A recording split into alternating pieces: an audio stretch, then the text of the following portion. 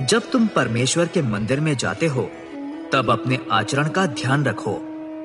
मूर्ख द्वारा चढ़ाई गई बलि की अपेक्षा परमेश्वर के मंदिर में आना और उसका वचन सुनना श्रेष्ठ है, क्योंकि मूर्ख ये नहीं जानता है कि जो कार्य वह करता है वह दुष्कर्म है। अपने मुंह से कोई बात जल्दी मत निकालो और न उतावली में अपने हृदय की बात परमेश्वर के सम्मुख प्रकट करो, क्योंकि परमेश्वर तो स्वर्ग में है और तुम पृथ्वी पर। अतः तुम्हारे शब्द थोड़े ही हों। जैसे कार्य की अधिकता के कारण व्यक्ति स्वप्न देखता है, वैसे ही बहुत बकवास से मूर्ख की मूर्खता प्रकट होती है।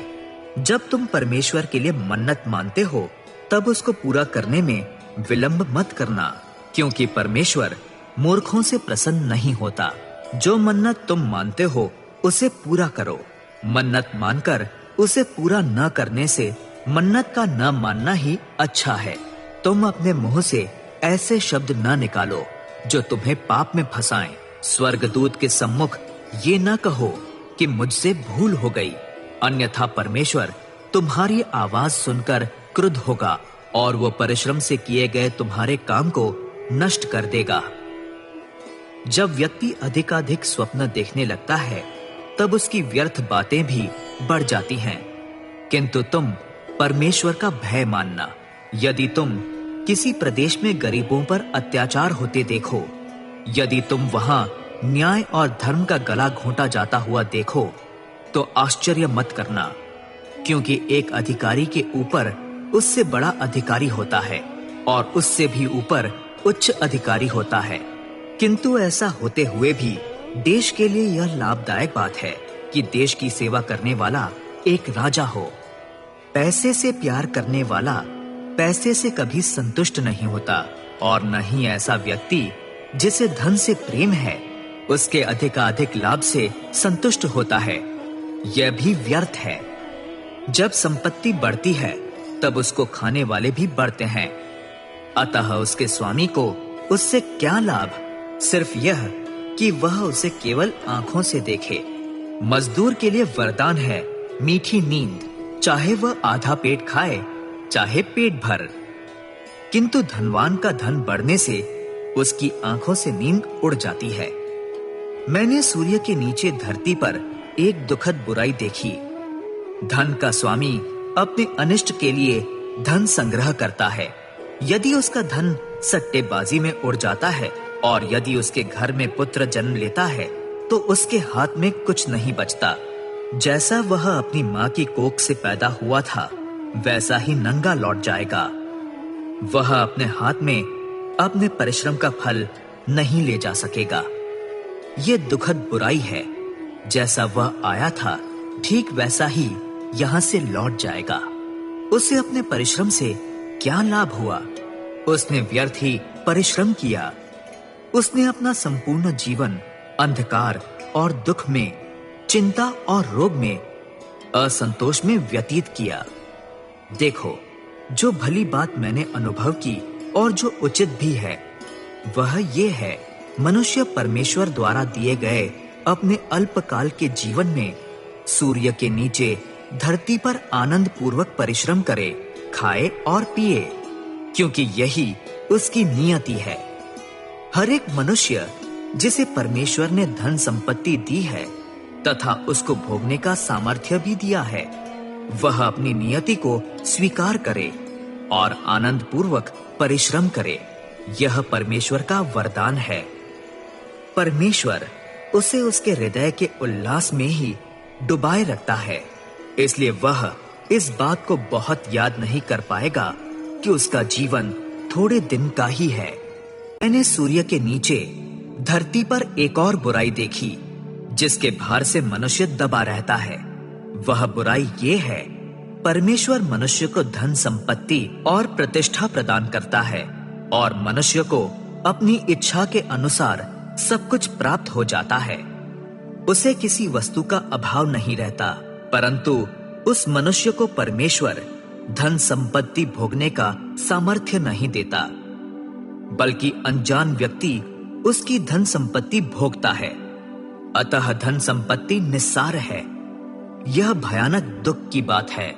यदि किसी मनुष्य के 100 पुत्र उत्पन्न होते हैं और वो लंबी उम्र तक जीवित रहता है, दीर्घ आयु प्राप्त करता है, पर यदि वह जीवन के सुखों को भोग न कर पाए, मरने पर अंतिम क्रिया भी उसे न प्राप्त हो, तो मैं ये कहूंगा, ऐसे मनुष्य से अधूरे माह का जन्मा मृत बच्चा श्रेष्ठ है।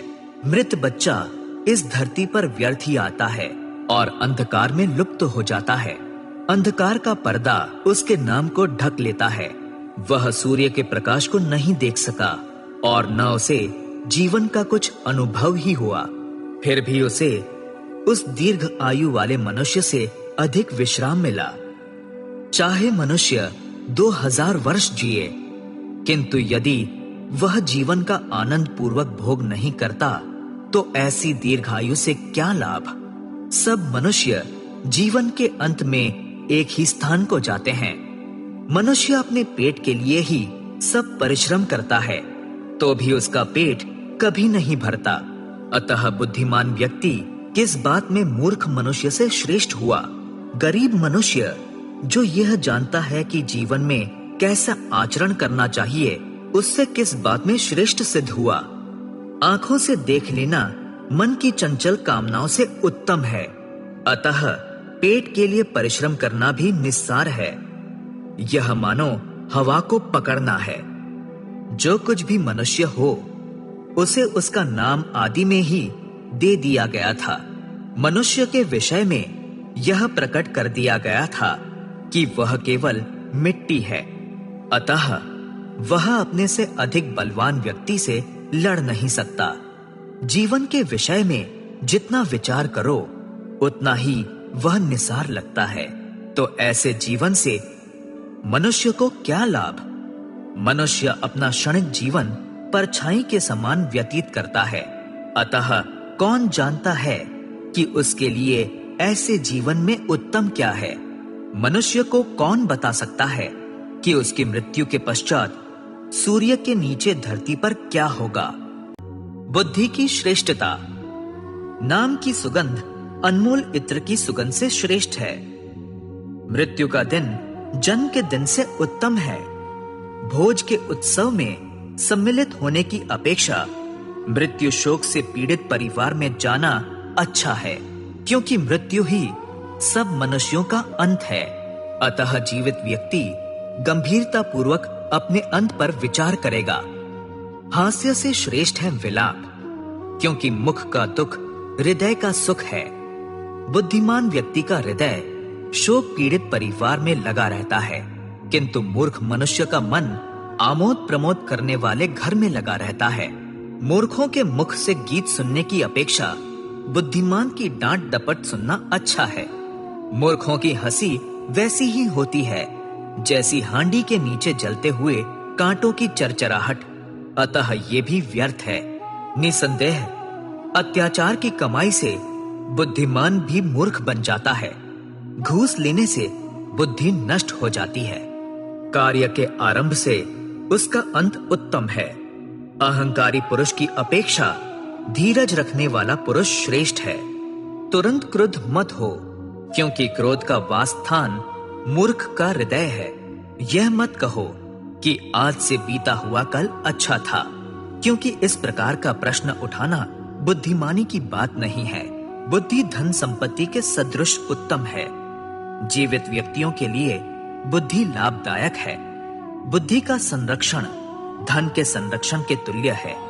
ज्ञान से यह लाभ है कि वह अपने धारक का जीवन सुरक्षित रखता है। परमेश्वर के कार्यों पर विचार करो। जिसको परमेश्वर ने टेढ़ा बनाया है, उसे कौन सीधा कर सकता है।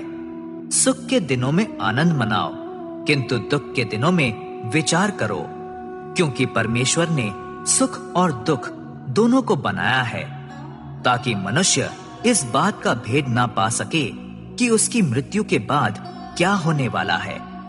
मैंने अपने निस्सार जीवन में यह देखा है, धार्मिक मनुष्य अपनी धार्मिकता में मरता है, किंतु दुर्जन व्यक्ति दुष्कर्म करते हुए दीर्घायु प्राप्त करता है।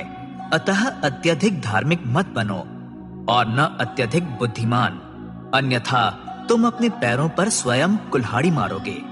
अत्यधिक अधार्मिक भी मत बनो और न मूर्ख, अन्यथा तुम समय से पहले ही मर जाओगे। अच्छा यह है कि तुम एक को पकड़े रहो और दूसरे को भी अपने हाथों से न निकलने दो। जो मनुष्य परमेश्वर की भक्ति करता है वह इन सब कठिनाइयों से पार हो जाएगा।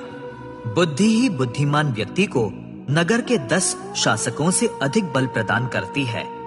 निश्चय ही संसार में कोई ऐसा धार्मिक व्यक्ति नहीं है जो सदा भलाई ही करता है और कभी पाप नहीं करता।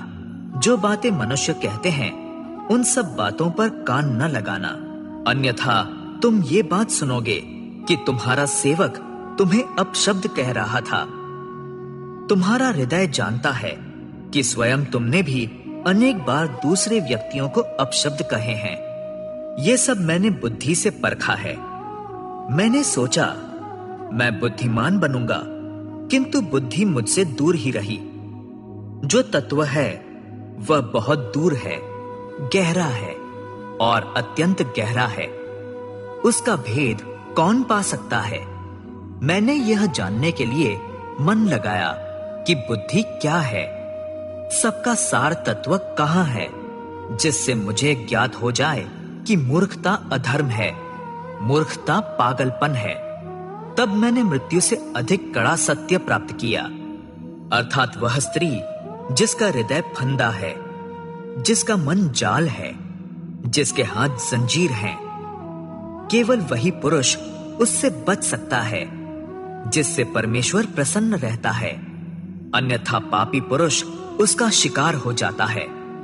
सभा उपदेशक कहता है, देखो, जब मैंने सार तत्व निकालने के लिए एक से दूसरी बात जोड़ी तब मुझे यह तथ्य हाथ लगा, किंतु मैं जिसको ढूंढता रहा वह मुझे मिला नहीं।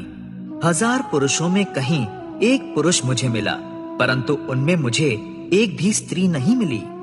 देखो, मैंने केवल यह सच पाया है, परमेश्वर ने मनुष्य को सीधा साधा बनाया है, किंतु मनुष्य ने स्वयं जीवन की अनेक जटिलताएं ढूंढ निकाली हैं।